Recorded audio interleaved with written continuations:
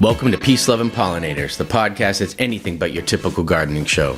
We're here to transform how you see your backyard, balcony, or local park by uncovering the powerful connections between you, your plants, and the planet. From pollinator-friendly gardening hacks to creating green spaces that fight climate change, we explore more than just what to plant. We dig into why it matters. You're listening to Peace, Love, and Pollinators. Hello and welcome to Peace, Love, and Pollinators, and we are off and ready to go. In our last episode, we had the women of Blue Stem Natives and their very small, ecotypic native plant nursery. Today, we have my friend Daryl Newman from Planter's Choice Nursery in Western Connecticut.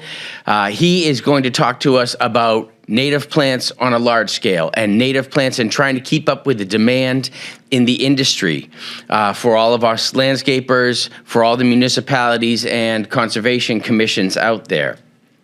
So we have a lot to talk about today, so we are just going to roll right into it.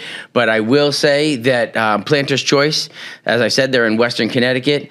Daryl is co-owner with his father, Chuck. I've known them for a long time. They have been wonderful supporters of the Ecological Landscape Alliance. They are focusing right now on increasing production of ecotypic natives and especially larger specimen woody natives, which is not easy to do. And we are going to get into that quite a bit today. Daryl, welcome to Peace, Love, and Pollinators. It is great to see you. Great to have you. Thanks, Trevor. Glad to be here, brother.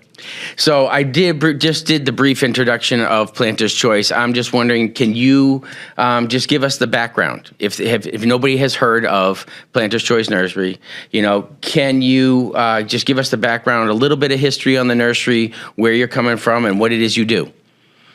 Sure. So Planter's Choice was founded on property purchased by my grandparents in 1939. So we've been at this farming for almost 90 years now. Initially, it was a general farm, as was customary at that time. Chickens for mostly eggs, cows for milk, some field crops, some vegetables. My father actually started while working at Hoyt Nursery in New Canaan, Connecticut. Started in 1968 doing some propagation and officially opened the doors in 1970. So we've been at this for 56 years. I've been a nurseryman my whole life. I can state that with confidence because at about 5 years old, I used to follow him around and I'd love to stick azalea cuttings with him. It was my favorite thing to do as a kid. So he kind of saw beyond the scope at the time. In the 80s, he noticed a lot of people were coming in with these plant lists from conservation commissions and not knowing much about it, started growing the plants on the list, which were natives, not really thinking about the native trend that we see today. But over 40 years ago, we started growing native plants specifically for remediation projects when there was a no-no or a wetlands commission or some level of government wanted it. And we've been following that trend ever since. So we've expanded. We now have 7 locations in Fairfield and Litchfield County. We plant about 12,000 trees in the ground every year, pot up about 100,000 trees and shrubs into containers, and about 200,000 grasses, perennials, and ferns. Wow. Okay. So we're talking large operation, which is great. So you guys are producing both ecotypic natives and larger specimen, like you were talking about with the container plantings. And these are not, at least as a designer, this is not easy stuff to find. So what made you dive into the harder specimen? I mean, if you're going ecotypic perennial too, and ecotypic woody is even harder. So what made you want to dive into that niche?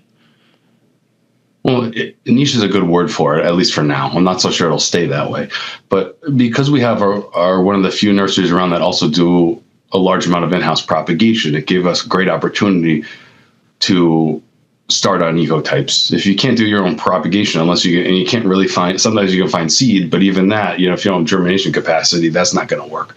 So we're one of the few nurseries around that actually has the ability to do so, and have an incredibly talented propagator that's been on board, and one of the most skilled horticulturalists on our staff, Dan Demers, really kind of decided and frankly loves a challenge like any good business person would. He took it on head on to be able to figure out how to come up with germination protocols for these plants, and for certain ones, as required, vegetative meaning cuttings or divisions of others that don't produce copious amounts of seed. And we kind of just carried on with it. And, Trevor, people talk about how hard it is to grow these natives. I think people just expect it to be super easy. Most of them aren't any harder than some of the exotics we still grow. I think there's a misconception because you expect it to just whack it back once a year. Well, you can do that. And there's a lot of really high quality nurseries that are competitors that do that. But there's also the people that want a little more. And that's what we realized was there. And frankly, are willing to pay a reasonable premium for that. Yeah, I mean, especially with the woodies, you don't have a whole lot of seed option always.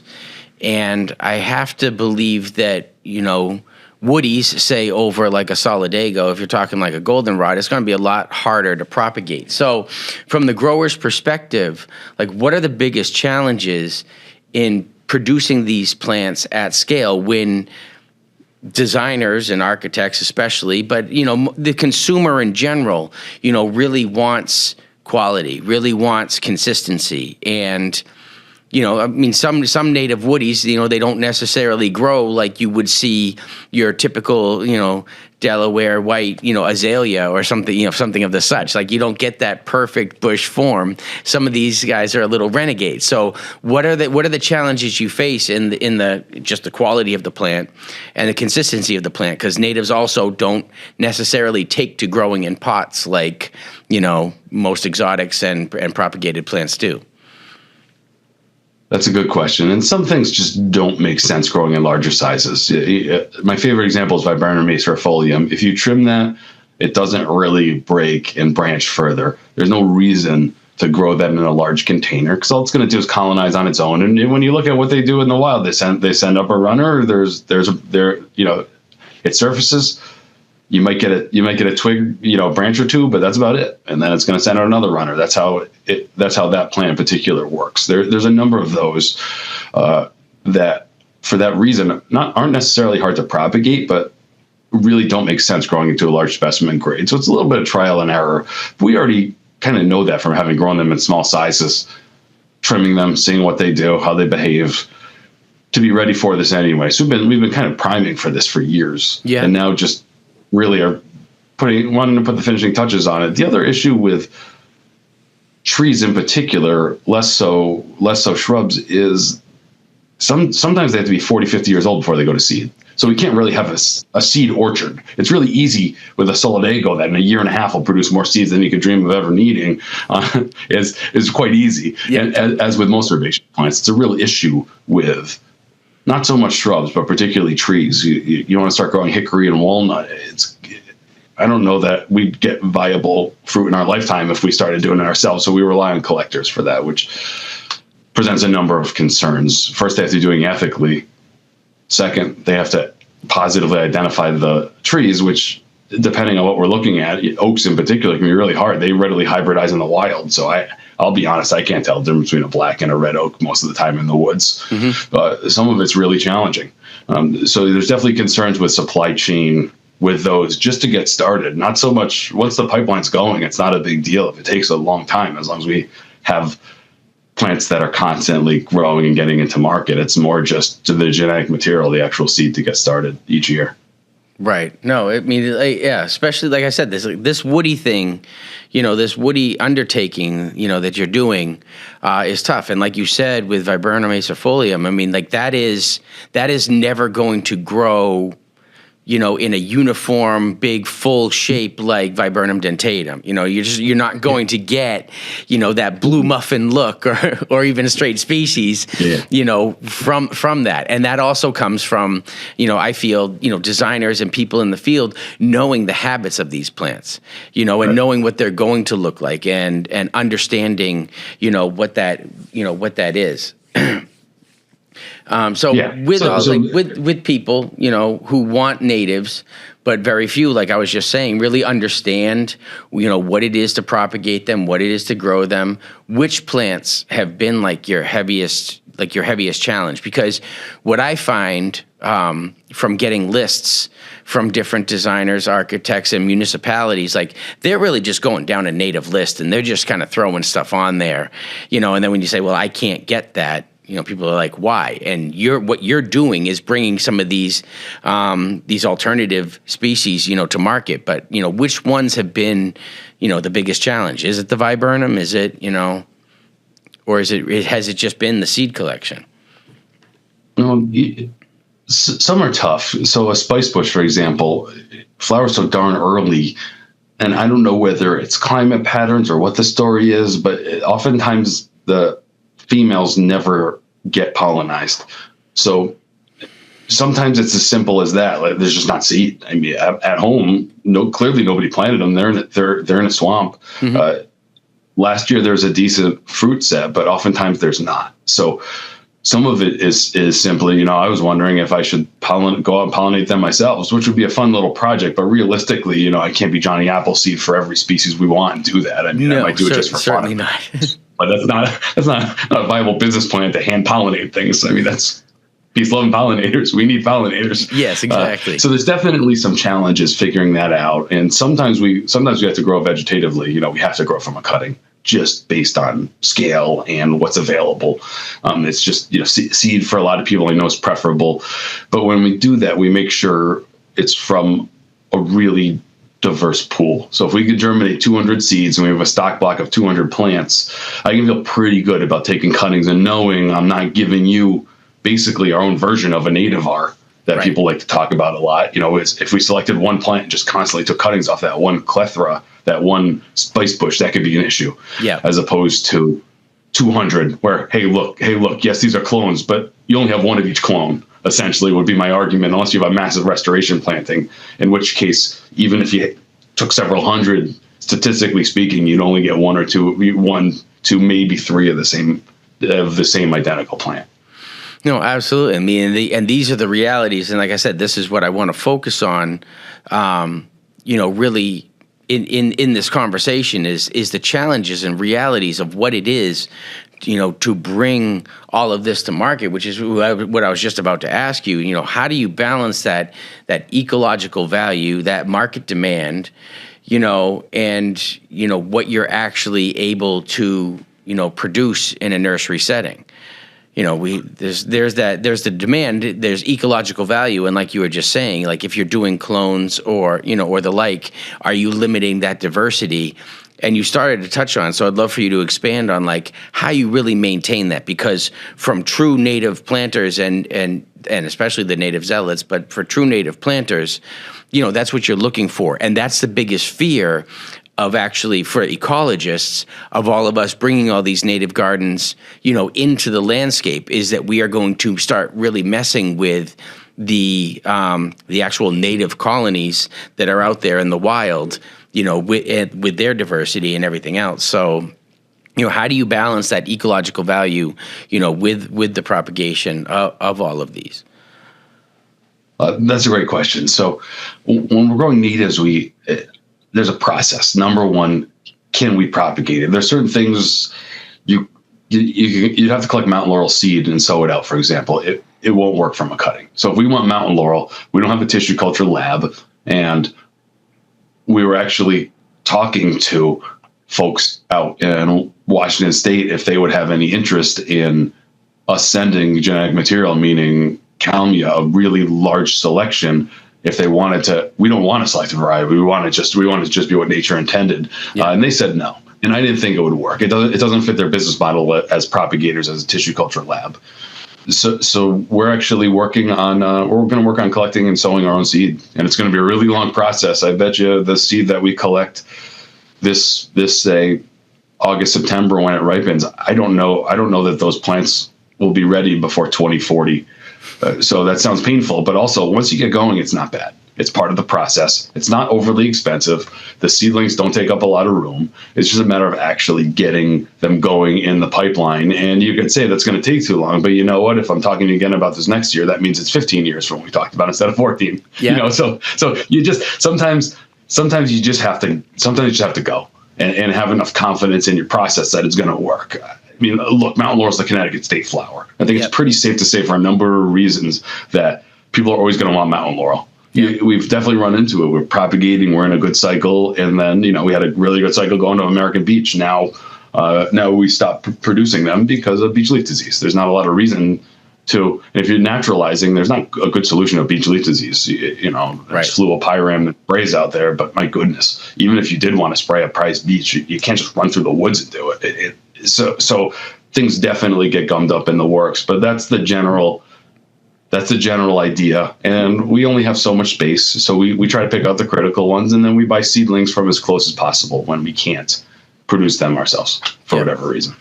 But see, to me, it's admirable, because what I'm kind of finding is, so Planter's Choice, you're playing the long game there.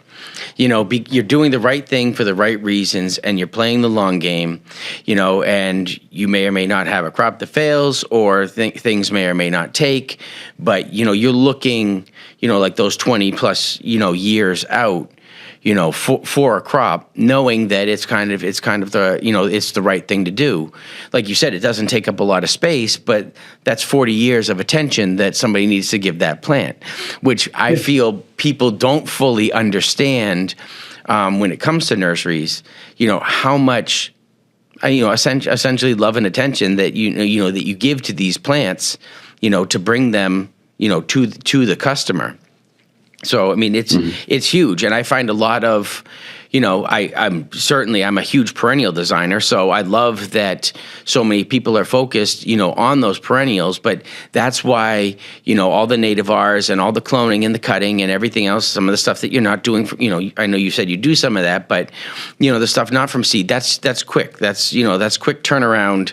That's churn and burn of natives, which kind of steals a big aspect of the native plant, away from all of that. So like I said, that to me is totally respectable. And when we're talking, ecotypic plants, they're getting so much more attention. People are always asking me, like, where do I find ecotypic plants? And I keep telling them it's not there yet. People are moving in that direction. There's farmers plots being planted as far as, many things are going. Like you said, you're not going to plant out a forest just to collect seed, 60 years from now. Right. But for listeners who haven't heard the term ecotypic, because we've been talking about it, right along, can you describe what ecotypic, is, in general, what the term means, what it means to, you in the nursery business, and kind of how you work ecotypic into that, and why does ecotypic matter? Is that too long a question? No, not at all. Okay. I love it. So the EPA has different levels of ecotype, meaning how specific you're getting. So we focus on ecotype level 3. Level 1, I think, is like 8 regions for the whole country, and it would cover our 2 states of Massachusetts and Connecticut and go all the way to Michigan. So obviously Michigan has a great deal more in common with us than Arizona, but that's a pretty wide range.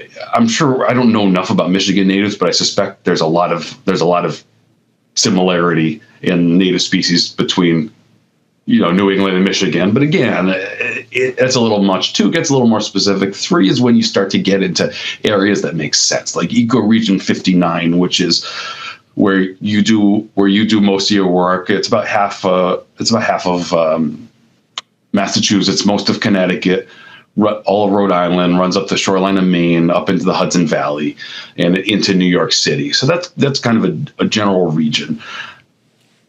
That makes sense to me. It's half of Long Island. That the climate on the shoreline, right on, if you're on a little peninsula on the Cape, is certainly different than inland Massachusetts, but you're similar. But what we did, I kind of looked at all of our seed sources, and we said, it's sourced from ecoregions. We do some ecoregion 58, which kind of follows what I talked about, but more inland. So that's the other half of Massachusetts, the top northwest corner of Connecticut, most of Maine, getting into most of Vermont, New Hampshire, and so some of that is similar. And again, you have to draw a boundary somewhere.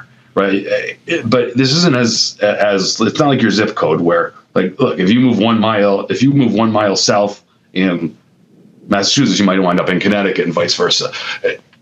I don't know. I just like it to be locally sourced rather than stressing about the specific ecoregion. It is how I always look at it. And, from personal experience, Trevor, I'm not an ecologist. I'm sure you're connected with people that can touch on that better. But I can tell you from personal experience, before people were even talking ecotypes, we've grown seedling redbud in our fields for at least 40 years, probably longer. We bought it from a source. I always like the branching. I always like the quality. And 1 year they had a crop failure, underproduced, whatever the story is. I had to get them somewhere else. And I got a Minnesota seed strain. Didn't think much of it. I just knew it was another reputable nursery. And I'm looking at those after the first year. In midsummer, the leaves are dark green. They're vigorous. The first winter, there was very little dieback. The second winter, there was none. And I'm looking at these plants and saying, So I call up the other nursery, and they were from the St. Louis area. So that was my first seeing, like, oh wow, ecotypes do matter, because people dump on redwoods. It's an understory plant. People expect to be able to jackhammer a hole in the middle of a driveway and plant the thing and have it survive. It's like, exactly. Well, no, look at where it grows natively. Yeah, give me a break. But I would say for our area that Minnesota seed strain is far superior. So that was the first time I looked at it. Like, look, redbud's native at least down to Georgia, maybe to northern Florida. I don't know, up into Canada. So swamp maple, sugar maple, some of these trees have a massive ecological range, and they're clearly different. And I also see it with seedling. Sugar maple is a good example. The leaves just look different. The leaves are a little more leathery the further south you go, and I'm assuming that's because it's an adaptation, because of the heat and the wind, and they're susceptible to tatter already. And that's another one. I mean, you don't see one sugar maple growing natively, right? It grows in a stand. So planting one out in the middle of a farmer's field is only a little better than my redbud example. Yeah. But regardless, that was the first time I saw it with my own eyes. Like, wow, where the seed source comes from matters. And I don't think it matters how long it's in Connecticut. If you're born with it, I'm born with a certain genetic code. I could move somewhere else, and I might acclimate to more heat. I might acclimate to more cold. But if I'm from generations of somewhere significantly warmer or colder than Connecticut, for that matter, I bet there's a much better chance that my DNA is going to be favorable to living up in Barrow, Alaska, or down in Houston, Texas. Yep. No, totally. So, and it really, ecotype does matter. I mean, the way I kind of explain it to people is just like, when you collect a seed from the specific region that you're in, so we're talking ecoregion 59. When you collect a seed from ecoregion 59, it kind of has the memory passed along from its parents of that seed. Like it will remember that what last spring was like. It'll remember that, it has the blueprint for how to deal with a super wet spring and then go into 3 months of really dry. Like it already has like a fire escape plan, that you have to have in every building. Like it already has that route mapped out of what it's going to do. Whereas I could bring a native plant, say from Georgia or from some other place. It might be native to here. Let's just say like Asclepias tuberosa, we have butterfly weed. Well, that comes up here all the time from the Carolinas. Mm-hmm. Is it native to here? Absolutely. Yes, it is. But it's like anybody who, if you're not from New England, it's kind of how I put it. Like instantly you introduce yourself and you say, how long have you lived here? I've lived here 50 years, but I was born in California. Or I was born, like, it always has that kind of asterisk, like, yes, I've been here my whole life, but I'm from. And that when you have an ecotypic plant, it's like, I'm from here. This is where I'm from, drops its eyes and everything. It's just, it's a native, native New Englander through and through. It likes the crappy, acidic, rocky soil, and everything else. And so that's really, really how that works. And I think that's why it's important, although it is hard to find. So I suggest to people all the time, wait, because there are people like Daryl who are trying to bring, ecotypes to market. So in bringing things to market, which brings me to containers. And I would like to know, because one of the things that would be great on many levels is having native trees and shrubs, in containers rather than always B&B. But what are the challenges of taking such a feral plant and asking it to grow in a container? Are there any challenges there? Is it easy? Is it hard? Is it, they want that, we're talking about ecotypes, they want that soil, and then you put them in a container and they have this really cushy, fluffy, soil that goes along. So do they not take as well? What's the deal there? So that's an interesting question. A good example are drought tolerant plants. So we grow them in a container. So the roots wind up developing far more fibrous roots than they would, take a bearberry. Arctostaphylos is a good example. So you got that classic New England grow in the crack of a rock plant. We planted really well drained soil, but it'll develop too much fine root. So you have to be careful. It needs more water than it typically would. However, it still is intolerant of overwatering. So it definitely requires a little more care. I generally suggest to the more skilled contractors that are familiar with the process to at minimally partially bare root certain plants that really need to dig into that native soil. So most ecotypes would be a good example. I mean, there's others. Look, there's some natives that are just because they're native doesn't mean they're not weedy. I don't appreciate people calling natives invasive because those are two different terms. But it's totally. But look, Haystander fern is weedy. Okay, Solidago canadensis is weedy. Mm-hmm. It doesn't mean you shouldn't plant it. It doesn't mean that if you're planting it right near a customer's house, they're probably going to get mad at you. Yeah. Well, that comes down to my job, right plant, right place. Yeah, 100%. But so those I wouldn't worry about so much. But especially you're investing money in a large specimen size shrub. We're growing something in a 10, 20 gallon pot for you. You really need to take a little bit of the money. I mean, I'm not going to tell people how to price, but price in enough that you can actually tease the roots out of any sort of circling, and that's true of any plant. That's not unique to natives. If you have spiraling roots and you don't fix it, the plant will never fix itself. Correct. So that's absolutely critical.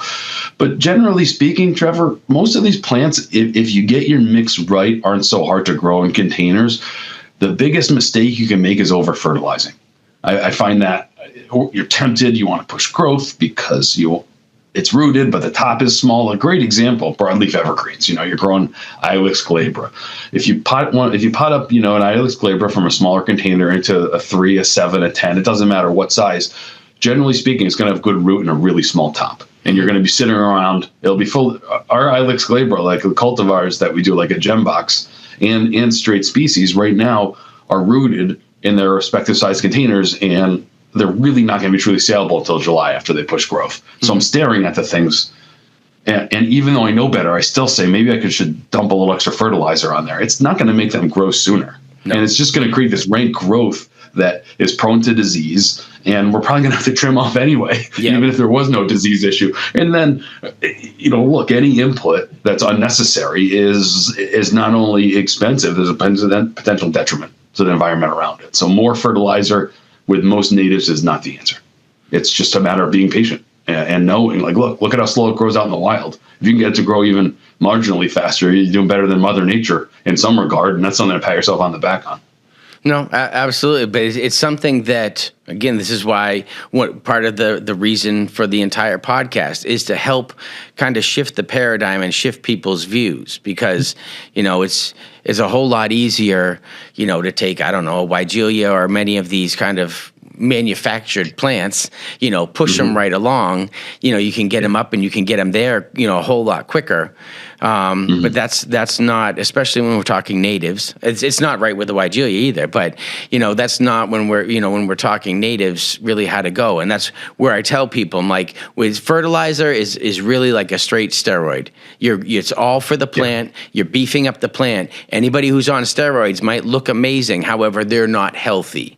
You're only healthy when you grow at the rate you're supposed to grow at. And you have that healthy diet. So that's where we focus so much on soil amendments, in my companies, rather than just beefing things up on steroids, essentially. And if you treat fertilizer as another soil amendment, that's okay, because we're still trying to mimic native soil as best as possible in a container, and that's hard. So some fertility is required.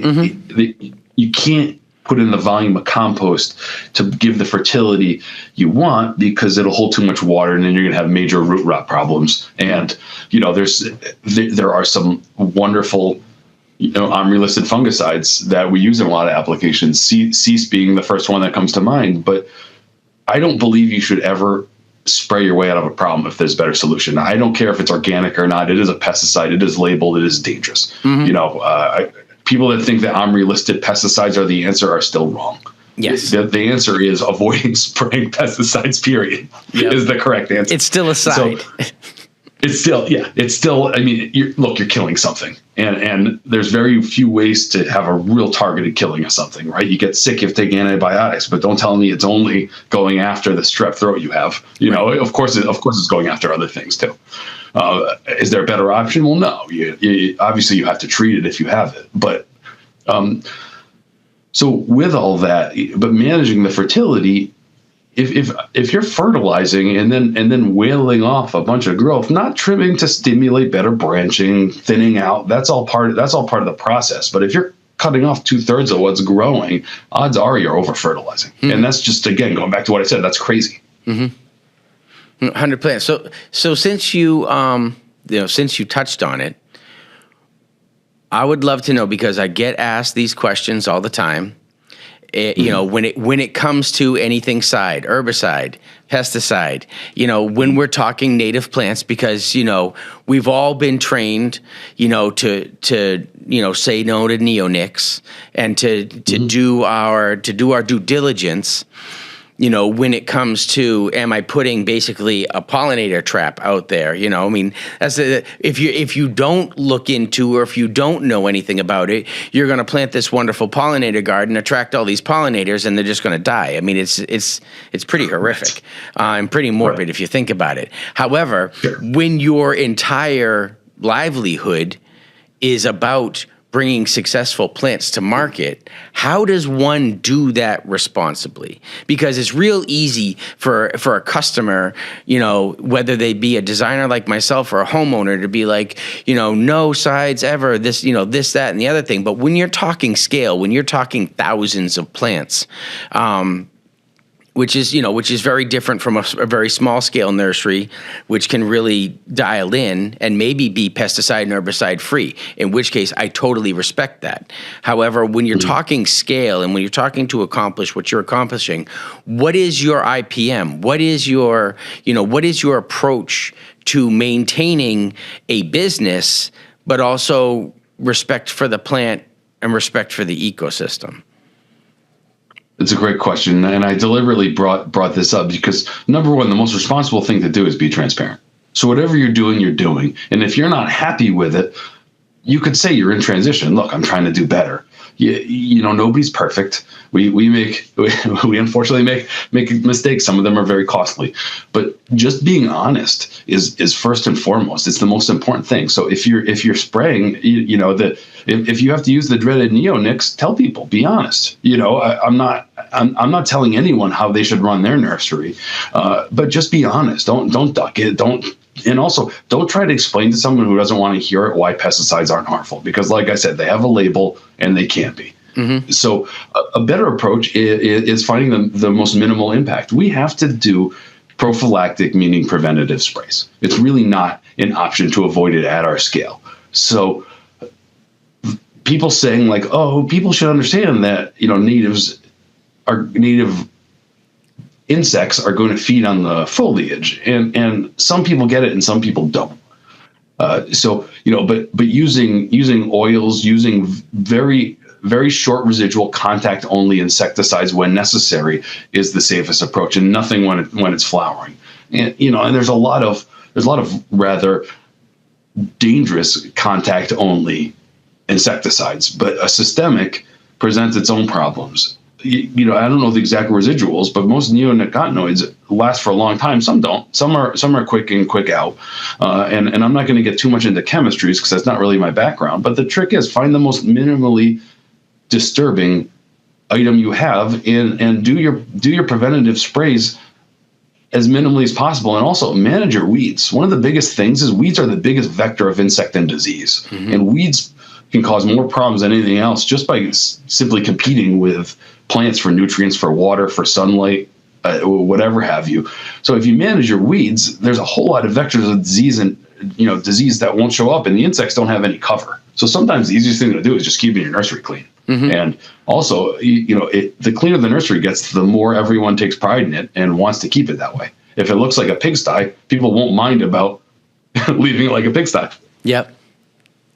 Yeah, 100%. I mean, it's definitely a tricky thing. You know, you and I had, and I would just love for you to kind of put this out, you know, to the listeners, because, like I said, everybody knows about neonics, but what are the other systemics, you know, that listeners should be looking for and asking for? Because it's real easy to walk in and say, do you use neonics? And they'll be like, no, but that's because they're using like a whole battery of other, you know, systemic, you know, sides that they might have going on. So I'm just wondering if you can just kind of educate everybody, because it's way more than neonics. I remember when we had this conversation a long time ago, and you were like, yeah, neonics, that's old, but it's semantics. It's semantics. You can now just not use that and just call it something, you know, call it something else. They do it in the food industry all the time. They're like, oh, people are looking for this, you know, for this ingredient. We're just going to call it this now.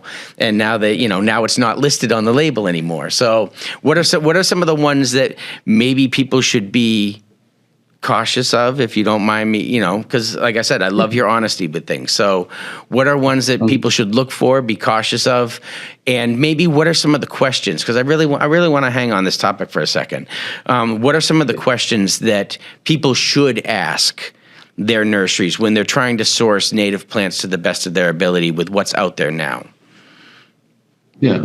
So number one, you know, if someone can't tell you where the plant came from, they certainly can't tell you anything about it. So just we've been doing this long enough. About 30% of our business is re-wholesale. There are certain things that don't grow well in Connecticut. You know, the cultivated varieties of Ilex glabra. We can't grow shamrock to compete with mid-Atlantic growers or Japanese holly and some of the things that you roll your eyes at, but are still staple crops that we sell. You know, it just doesn't pay for us to do. Boxwood, I know I'm not really speaking your language right now, Trevor, but a lot of our business is still the traditional ornamental landscape. But so those items, look, just by looking at the packaging, I know where it came from, and I take it pretty seriously. And if I don't, our buyer would.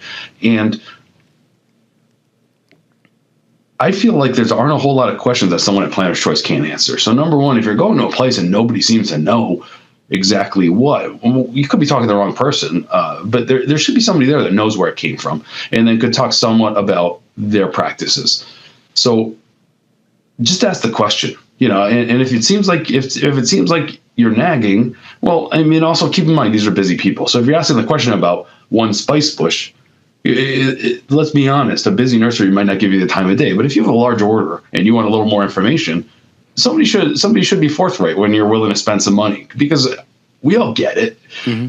Anytime there's a large sale involved of anything, it's going to require a little more handholding than someone coming in and buying, you know, 3 moss flocks, where it's like, if you like the look of our moss flocks, could we please load them onto your vehicle and we can all move on with our day?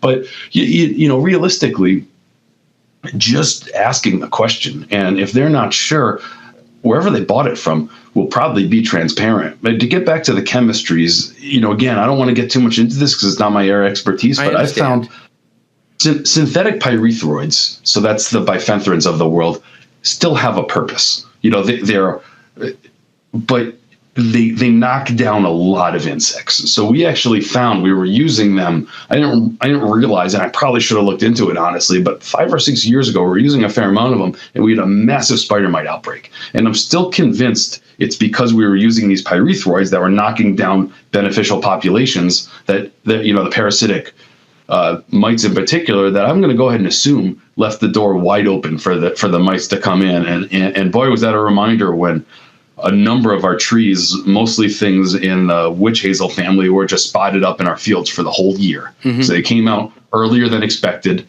in May. Normally we don't see them that early. It was a very warm winter.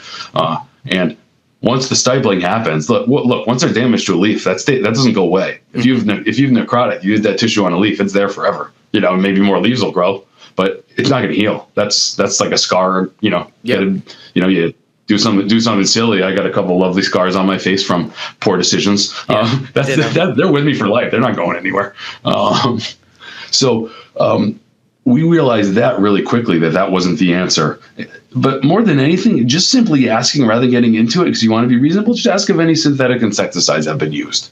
And if so, how long ago? And what's the residual on them? Because there are some that are in and out. And, I know people that still use systemics for spraying a hemlock for a diligent. The issue with a hemlock is even 80-foot tall hemlock on somebody's property, trying to get horde oil to the top of it to treat for a diligent if it's on there can be a nightmare. My answer would be, are you sure it's not too dry? Because generally speaking, you see a diligent outbreaks after a dry year when the hemlock are stressed. So perhaps sighting of the hemlock, obviously they won't grow in a swamp either. They're a little finicky. Everybody loves hemlock, but boy, if you can get 10 out of 10 to live, you're doing better than most, because I just go ahead and assume that 9 out of 10 are going to make it when we plant them in our field. That I would imagine landscapers have the same results, that you're just going to lose a fraction of them. Well, I just tell everybody, putting in a hemlock is like giving somebody a puppy. Like you're going to really now have to care for that for its life. It's not just like well, in the urban environments. I mean, if you go out into more of the rural communities,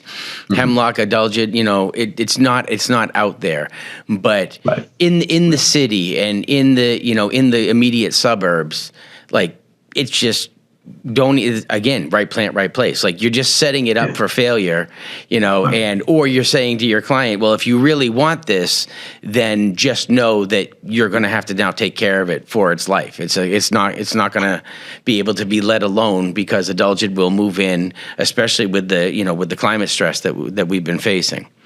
So that was all 100%. Good. I do want to move on, because one of the other things that when we chat, that the information I love to glean from you is underused plants.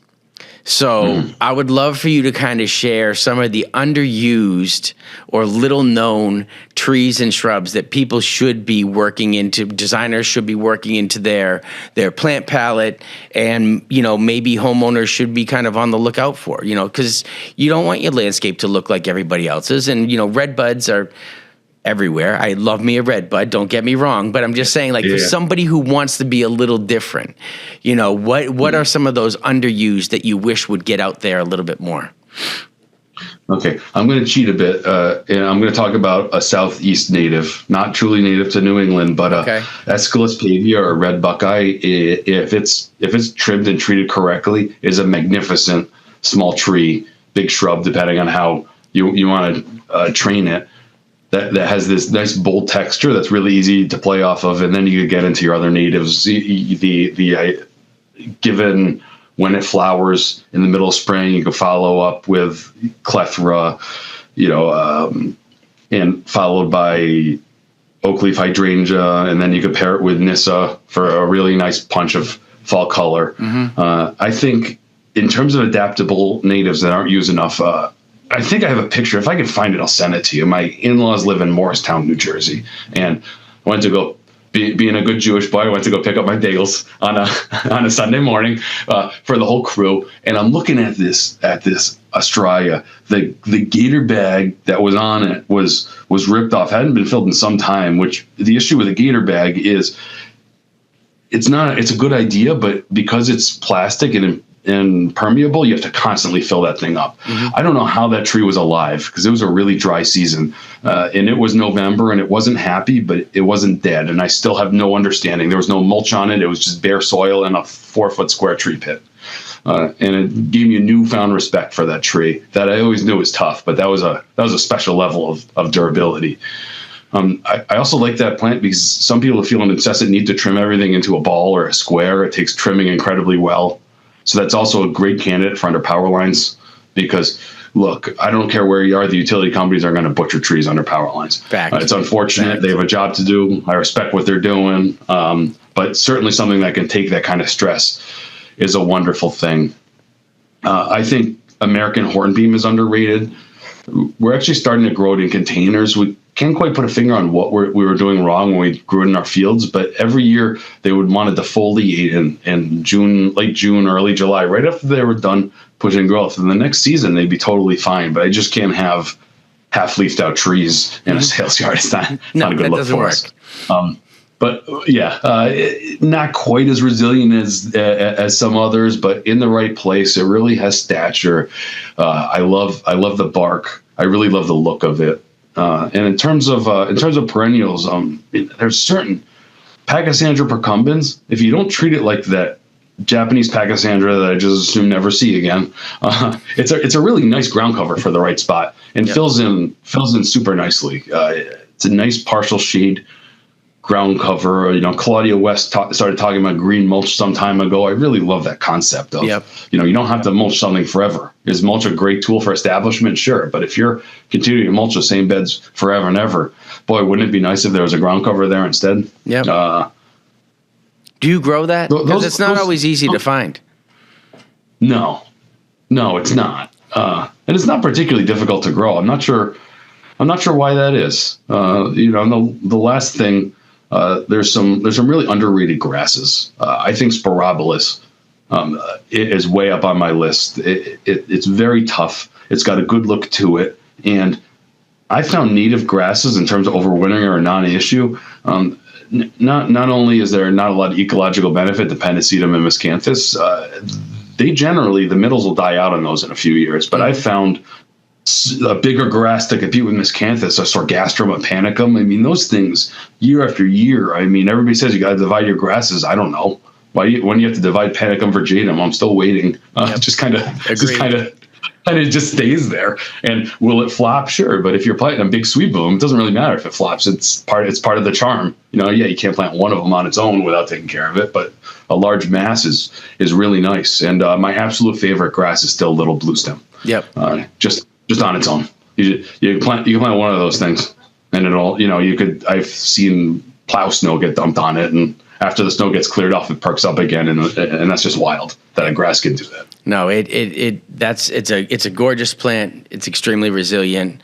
It's beginning to get very popular, which I like. You won't be selling any more Miscanthus sinensis here in Massachusetts, so that's over. And I'm okay with that. A lot of just like when the calorie pear went on the list, a lot of landscapers are like, "What am I going to use now?" And I'm like, "Really? Have you ever noticed any of the other hundreds of plants at the nursery?" As Pat Bigelow says, learn 3 more plants, and she's 100% right with that. It's not gonna doom your company, and I would have to say it's not gonna doom any nursery to not sell any more morning light. You'll be okay. But just as we start to just wrap it up, just is there anything else, or can you kind of just bring to light for anybody, for everybody listening, what it is, the nuances of your business, what you're trying to do, just everything we've talked about, but just kind of just to summarize, like Planter's Choice, you are you're diving into a not necessarily easy, market to get into with the woodies, for sure, ecotypic, for sure, and the trials and tribulations that go on with trying to grow natives. I remember this was years ago when I was down visiting you. You were wrestling with trying to get certain natives, perennials, to take. And we've talked, and you've certainly figured out the piece there. One of the pieces that I really focused on in this conversation was just like how this isn't a set it and forget it. You were talking about the nuances of the planting mixes, that you're doing. That attention to detail, like I said, I don't think people recognize. So like, if you could just maybe point out a couple things or just kind of summarize what it is to be a nurseryman, for your entire life, and what it is to take a plant, respect a plant, and try to bring it that quality and that consistency to market. So it's definitely, maybe that wasn't a clear enough question, and that's okay if it was. No, that's fine. It's definitely a process. So the one thing I'm intolerant of is making the same mistake twice. We're going to all make mistakes growing plants. Let's just not repeat the same thing, lest we run into the literal clinical definition of insanity. Yeah. So if it's not working and we can't make it work, that's okay. We have a lot of resources. If we can't figure it out ourselves, we have friends in the business, we can ask around, and there's certain plants that maybe we just can't grow. And people might want to develop an understanding of the importance of different plants. You mentioned Asclepias tuberosa earlier. It's a great native. It's very difficult to grow. It's very slow. It has to really root out before it pushes the way we'd like it to, before the top looks really good.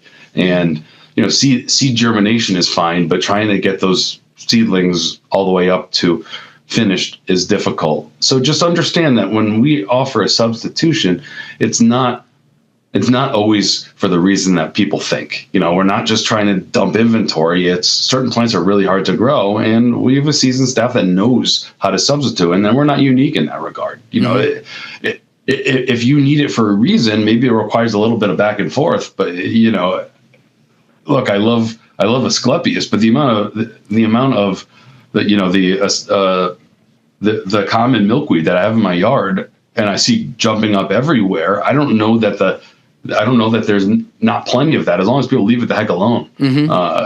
That maybe there's more ecologically significant plants than butterfly weed. And I hate to say that because it's the darling of the native plant world, but there's other plants that offer far better ecosystem services. And just be open to trying some different things and understand that we're working on it too. You're working on design. You have an intent. I don't fully understand your intent, but know that if we could have 1 million Asclepias tuberosa a year, we could sell 1 million a year. It's just, there's only so much money in growing it. We have to pad it with other plants that we make more money on. Yeah. No, 100%. So, you and I have been friends for a long time. 100% support everything that you're doing, believe in what you're doing, really love the honesty and transparency. Just because you are based in Connecticut does not mean you are Connecticut only business, though. You do deliver to Massachusetts and everything else. So can you just, as we wrap it up, can you tell people where they can find you? Should we have a lot of architects and designers out here who are interested in what you're saying? Where can people find you, and how can they get their hands on your plants? Thank you. That's a great finishing question. So you can always send an email to quotes@planterschoice.com. All one word for the domain. So again, quotes@planterschoice.com. You can send an email over to us, and we'll happily provide whatever information you need, whether it's the availability, what we have. We can also sign you up for our weekly availability. There's a number of options and services we can offer, and we deliver constantly. And it doesn't always require a full truck, as long as we can work it with other items. We deliver up into Lake Winnipesaukee area with some regularity, out to the ends of the Cape, down into northern New Jersey, into Manhattan, into Boston. It's not a problem. We have trucks. We have a good fleet, fantastic drivers, and we can get the plants that are needed to wherever they have to go. And frankly, welcome expanding that business. I think there's the native plant movement is strong in Connecticut, but far stronger in Massachusetts. So would really love to see more of our plants end up there. Well, and the native plant movement is very strong in Massachusetts, but sourcing those plants isn't always easy. We have some wonderful sources here, and they've been on the podcast, and I've either that or I've talked about them, but it's not always easy. And I am very excited about this Woodies program, that you have started, and again, I've just always been excited about your product. I will say, and you talked about communication and transparency. There really isn't any time that I have, I've been in contact with the nursery. Somebody's pretty much always there to answer, even at the busiest time of year. Somebody's always there to take my question. And you've certainly led your staff, I don't want to say trained, but you have procured a staff that shares your love for plants and your transparency about the business, when questions are asked.